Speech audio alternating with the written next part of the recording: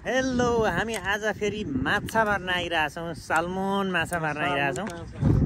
माछा मार्नुभन्दा अगाडि चाहिँ अलिकति माछा कहाँ पाउँछ भनेर उहाँले चाहिँ यहाँबाट हेर्नु हुँदैछ। जहाँनेरि माछा धेरै छ त्यसपछि हामी चाहिँ त्यहीँ जानेवाला छौँ। टेलिस्कोप लगाएर एकदम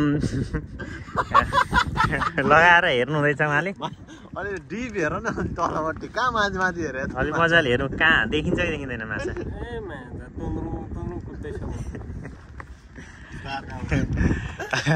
उहाँले चाहिँ त्यस पछाडि यो चाहिँ तपाईँले बोक्नु है। सार्क हान्ने हो, सार्क देखियो माछा कति रहेछ। म नि एकलट हेर्नु पर्यो है कस्तो देखिन्छ। ल भालु zoom zoom zoom zoom zoom ल बल्ल देखियो है। देख्न चाहिँ मैले बल्ल बल्ल यसलाई फिक्स गरेँ होइन। अब हेर्दाखेरि यो ढुङ्गा होइन, यो समुद्रकोबाट पनि उता पारिपट्टि पुरै पारीको जमिनै देखिरहेछ क्या। मिलाएर हेर्नु त तपाईँको यो तल फिक्स गरिसकेछ होइन। त्यो यो पारी समुद्रदेखि पारिपट्टि उतातिर देखिन्छ नि। यहाँ मैले अलिकति जुम गरेँ भने यहाँ क्यामेराबाट पनि देखिँदैछ। अलिअलि मात्रै देखिन्छ क्यामेराबाट चाहिँ 9x गर्दा, तर यहाँबाट चाहिँ क्लियर देख्छ कि। जस त्यो त नजिक हो, त्यो त घर सबै देखिन्छ, मान्छे देखिन्छ। हामी 3 जना आएको छौँ। अब चाहिँ हामी 3वटा फिसिङ रड लिएर कस्तो राम्रो छाल्नु म पारी हामी चाहिँ म बाल्टी लिएर आउँछु। यस्तो छ होइन, पछाडिको भ्यू यस्तो राम्रो छ। टक्कसँगले घुम्न आउने ठाउँ छ। घुम्न आउँदा पनि भयो। फ्रीम्यान पोर्ट एलियट भन्ने ठाउँ, साउथ अस्ट्रेलियाको को हुनुहुन्छ यतातिर आउँदा भयो। एकदम राम्रो ठाउँ छ होइन। यहाँ टेलिस्कोप छ, सर र हेर्न मिल्छ। परको पनि अलिअलि कोरिएको छ। मान्छेहरू आइरहेछन्, गाडी पार्किङ यत्तिकै छ, भिड। अब यहाँबाट ओह्रालो छ, यो चाहिँ थोरै मात्रै मान्छे चाहिँ यहाँ प्राय के देखिन्छ भने सबै मान्छेहरू चाहिँ फिसिङको लागि भन्दा नि हामी चाहिँ फिसिङको लागि आयौँ। तर यहाँ चाहिँ यसको त्यो छाल, समुद्रको छालहरू अनि सर र त्यसको आवाज सुन्नको लागि आउँदो रहेछन् कि। यहाँ रकहरू पनि छ नि त अगाडि हेर्नु, यो रक छ। यतातिर मान्छेहरू टन्न छन् होइन। यो छालहरू आउँछन्। यो ठाउँ छ अलिकति उच्चा ठाउँ छ। अनि अग्लो ठाउँबाट चाहिँ राम्रो देखिने भएकोले गर्दाखेरि चाहिँ यताको साइड यो भइहाल्यो। यसरी टक्कसँगले यो बाल्टीमा चाहिँ हाम्रो स्क्विड माछा छ। अनि माछा मऱ्यो भने चाहिँ यहाँ हाल्ने भनेर। साँच्चै कहाँ देख्यो हो र? मलाई डल्फिनै पर्ला जस्तो छ। केटाहरू म चाहिँ एकछिन त्यहाँ मासतिर गएको थिएँ, उहाँ 2 जनाले चाहिँ डल्फिन देखेछन् होइन। ए हो त रहेछ त। ल त्यहाँनिर देखिसकेँ मैले 2टा। कति छिटो गएको है। ल डल्फिन रहेछ नि। कहाँ पुग्यो? यतातिर छ है। तर झुन्ड होला यो 2टा। यो भनेपछि यता छुट्टै होला। त्यसले बल्छी खाइदियो भने के हुन्छ? त्यो मुला त बल्छी नै लगिहाल्छ नि त, कहाँ राखिदिन्छ यार। यहाँ त मलाई डरै लाग्यो यार, ठुलो माछा आउँछ जस्तो लाग्यो होइन। सानो त सानै खान्छ नि त। यो 2वटा र त्यहाँ 2वटा मैले पनि देखेँ होइन।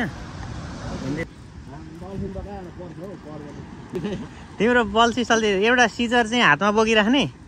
ठुलो माछा आयो भने चाहिँ त्यो डोरी ट्याक्का काटिदिइहाल्नु, नत्र फेरि त्यो हाम्रो रड फिसिङ रडै उडाइदिन्छ।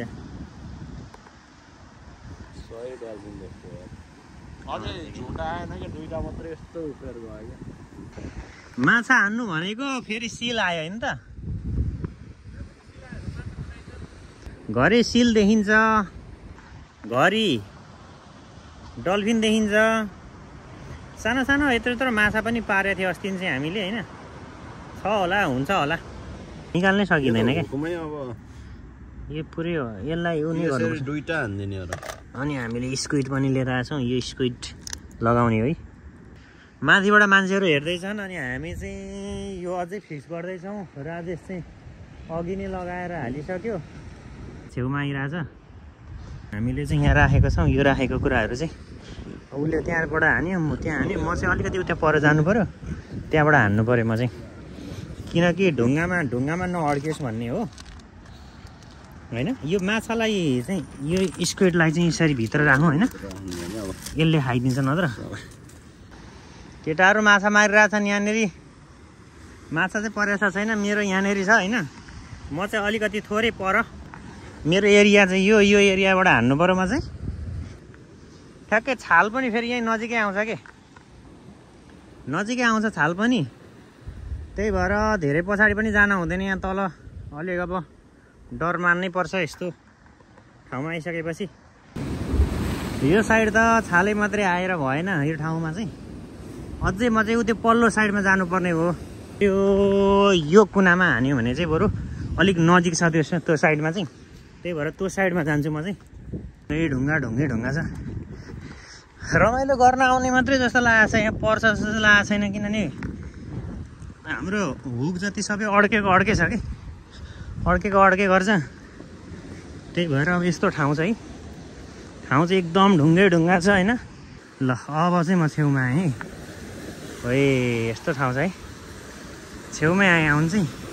यो ठाउँबाट चाहिँ अलिक केही होला कि जस्तो लाग्यो है।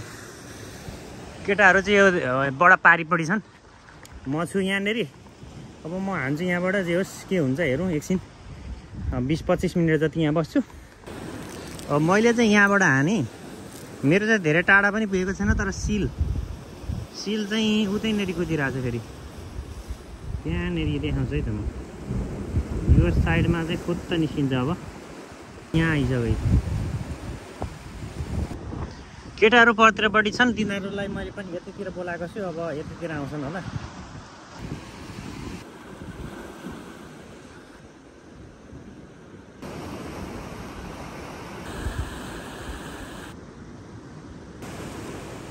कृष्णजी त्यहाँबाट माछा मार्दैछन्। राजेश यहाँ, म यहाँ छु। पर्छ जस्तो छैन। आधी घन्टा 1 घन्टा भइसक्न आँट्यो होला हामी आएको है। आएको 1 घन्टा हुन आँटिसक्यो। भुइँमा यस्तो छ है, यो डेन्जर छ कि। बाटो त ठाउँ त गजब छ कि। यस्तो राम्रो छ ठाउँ, रमाइलो छ, राम्रो छ ठाउँ चाहिँ।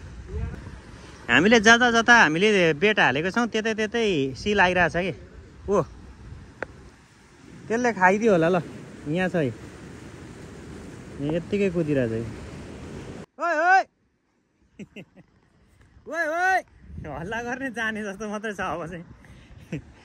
हेलो कृष्णजी हो, कता हो?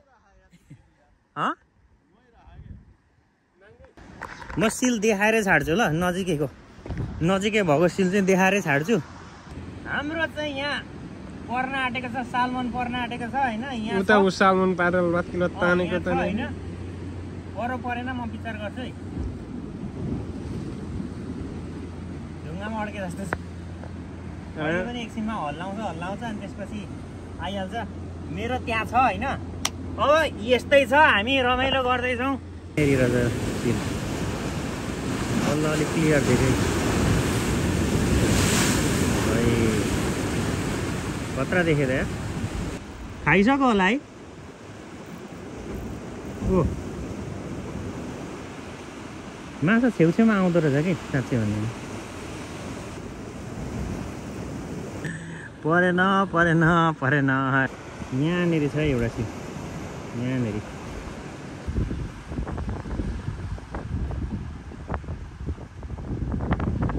एउटा चाहिँ यही साइडमा आएर खेल्दै रहेछ। यहीँ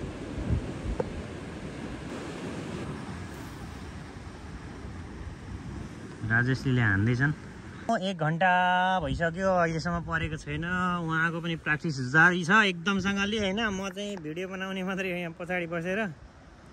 खासै पारा आएन मेरो, अल्छी पनि लागिसक्यो, पर्दैन।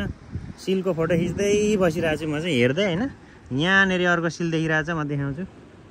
यो कुनामा पुच्छर देखाउँदैछ, यो साइडमा सिलको पुच्छर हेर्दै माछा मार्दै गर्दैछौँ हामी होइन। बसेर कृष्णजी त्यहाँनिर, हामी चाहिँ यहीँ बसिरहेछौँ।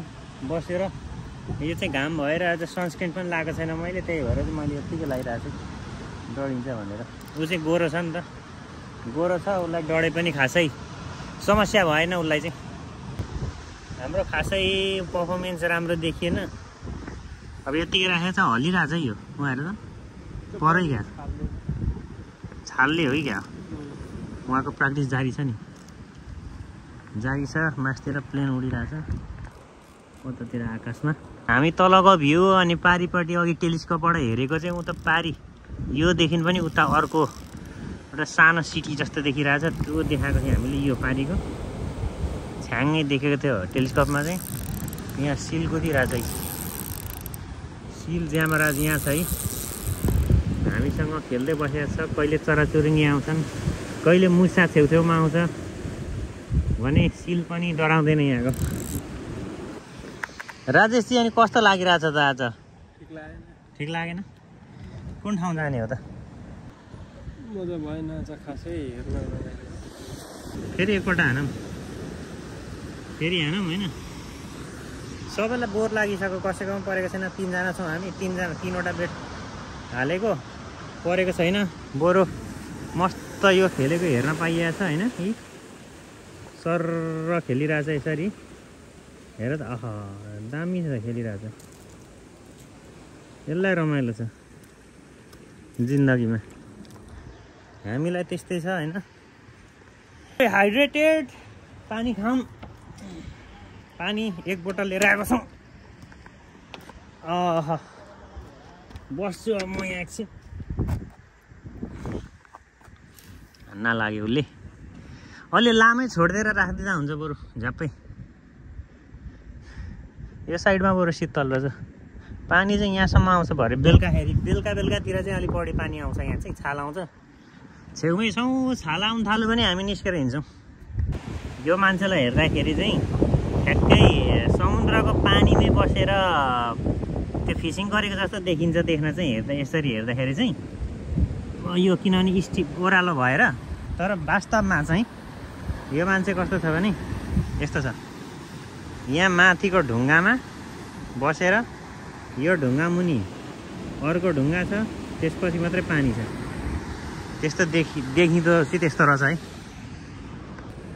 माछा पार्यो है कत्रो माछा पर्यो भन्दा यत्रो झार एउटा झार पारेछ केटाहरू चाहिँ तल 2 जना मस्त माछा मारेर बसिरहेछन् 2-3 घन्टा भइसक्यो एउटा पनि परेको छैन म चाहिँ यहाँ पछाडिबाट रमित हेरेर बसिरहेको छु जस मार्दैछन् पर भन्छन् अनि भरे मासु मात्रै खाइदिएर लग्छ अरे उम्केर जाँदो रहेछ होइन खै नजानेको है के हो थाहा भएन तर जस गर्दैछन् हान्दैछन् छेउमा डिलमा बसेर हामी कति बजे आएको 1 बजे आएको 2-3 बजे छ भनेपछि 2 घन्टा भयो 2 घन्टा यत्तिकै एउटा पनि परेको छैन होइन यत्तिकै बसिरहेछन् केटाहरू गरिरहेछन् एकदम मेहनत गरिरहेछन् होइन पर्छ पर्दैन छेउमा बसेर गरिरहेछन् सिल वरिपरि घुमिरहेछ अहिले जस घाम लागेको थियो अहिले शीतल छ होइन म चाहिँ यत्तिकै बसिरहेको छु ढुङ्गामा